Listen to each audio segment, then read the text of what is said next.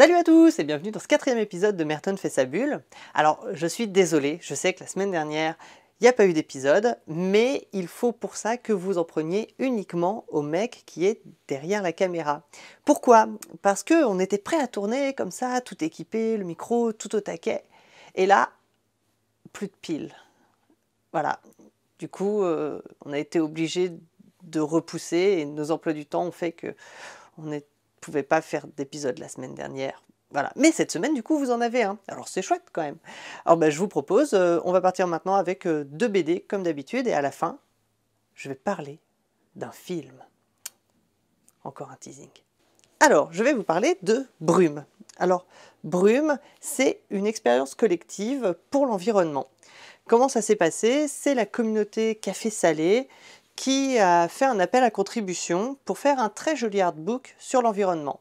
Donc il y a une trentaine d'auteurs qui se sont dit qu'ils allaient participer et ça donne 19 petites histoires, toutes sur le thème de l'environnement, dans un artbook qui est vraiment magnifique en fait. Donc on fera passer des planches sur le côté, machin, parce qu'on m'a dit que quand je les montrais, ça servait à rien.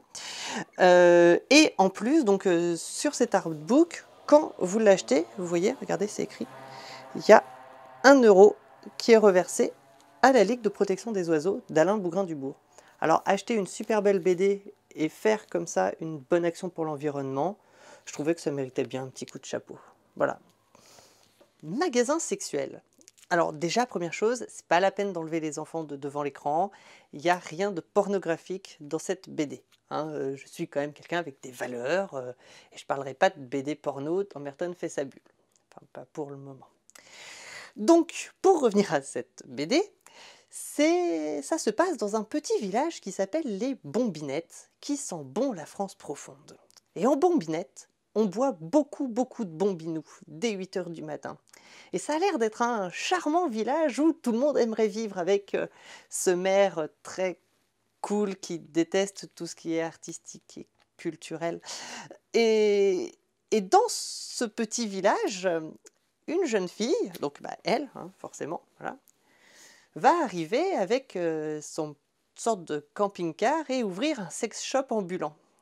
Alors forcément, ça met un peu du ramdam dans le village qui n'est pas habitué à ce genre d'accessoires un petit peu coquinou. Et alors, va y avoir des gens qui vont un peu tenter de la faire s'en aller, puis elle essaye de monter son affaire et tout. Et on se laisse porter par l'histoire de manière très sympathique. En plus, c'est très coloré. C'est un univers où on a l'impression d'être un peu comme dans du coton, parce que les Bombinettes, ça a l'air très mignon comme coin. Et du coup, alors c'est un tome 1, la fin est un peu brutale, mais on attend le tome 2 avec beaucoup d'impatience. Et c'est une BD qui peut être aussi très sympathique à offrir, une très belle idée cadeau.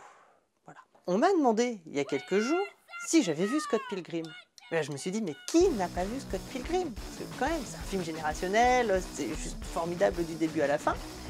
Et puis j'ai regardé les chiffres d'audience, et en fait, il semble que pas grand monde a vu Scott Pilgrim, parce que Universal a tellement fait de la merde quand ils ont sorti ce film en France, que les gens en ont parlé, mais ils ne l'ont pas forcément vu, parce qu'il était sorti dans même pas 20 salles en France, et la sortie DVD a eu quasiment pas de promo, enfin vraiment du grand n'importe quoi.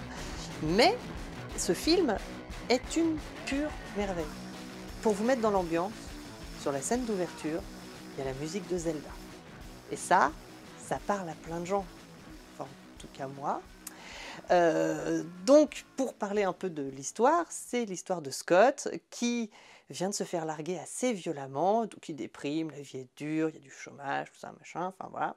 Et il va rencontrer Ramona, une fille qui est absolument magnifique et qui change de couleur de cheveux très régulièrement. Et ça, c'est preuve que c'est une fille super bien.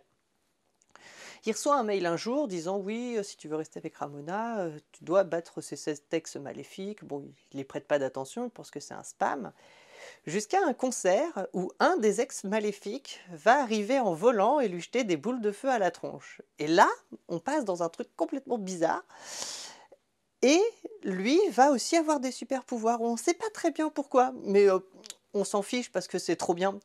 Et du coup, il y a toute une atmosphère très jeu vidéo. En fait, on a l'impression que c'est juste toujours c'est ça, des personnages de jeux vidéo, avec une histoire qui est super marrante et qui qui nous traîne comme ça, enfin, du début à la fin. La BO est juste géniale, parce que Scott, il fait partie d'un groupe qui s'appelle les Sex Bob-ombs.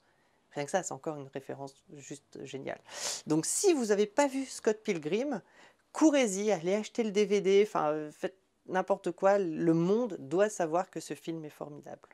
Voilà, bon ben je vous dis du coup à la semaine prochaine, et amusez-vous bien devant Scott Pilgrim. Ciao!